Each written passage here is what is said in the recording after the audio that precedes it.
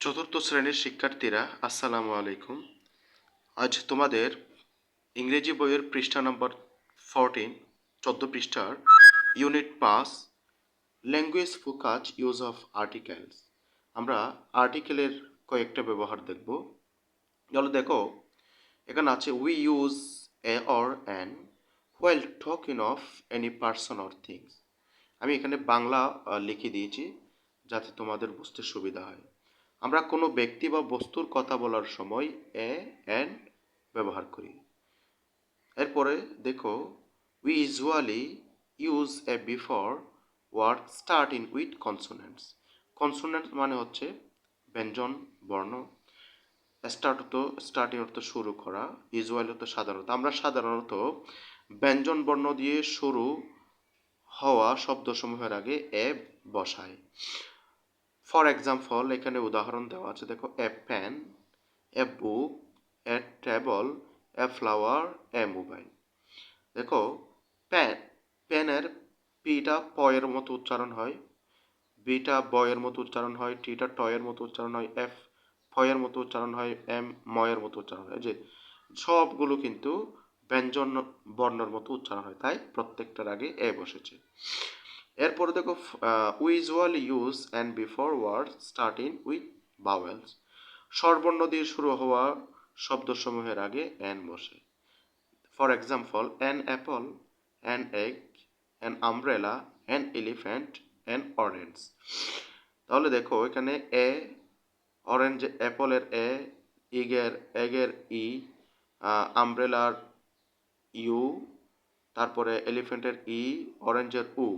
এই যে এ, ই, তারপরে হচ্ছে আ, মানে স্বর আর মতো উচ্চারণ হয়, দীর্ঘের মতো উচ্চারণ হয়, উ এর মতো উচ্চারণ হয়। সবগুলো কিন্তু স্বরবর্ণর মতো উচ্চারণ হয়, তাই প্রত্যেকটার আগে এন বসেছে। এরপরে দেখো, we use the while talking of definite person, place or things.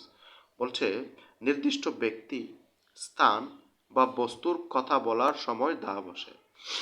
Example দেখি, দ্য সান সূর্যটি, দ্য মুন চাঁদটি, দ্য আর্থ পৃথিবীটি, যা রিভার নদীটি।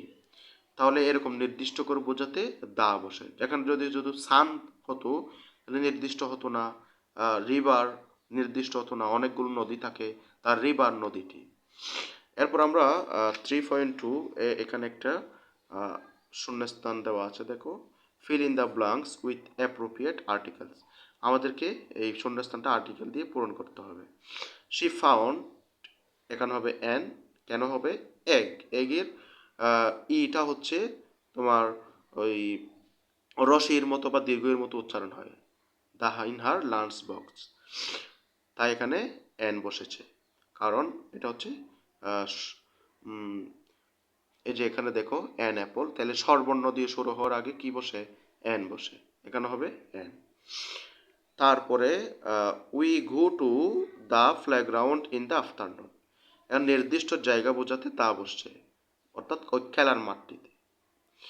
দেয়ার is elephant, dash elephant at the জু।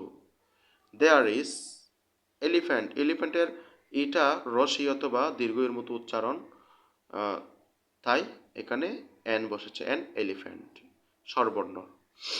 এই যে এখানে দেখো নিয়ম, দেখো, এই যে এন এলিফ্যান্ট, এলিফ্যান্ট কি স্বরবর্ণ দিয়ে শুরু, তাই এখানে কি হবে, এন হবে। He lives in old house, he lives in dash old house.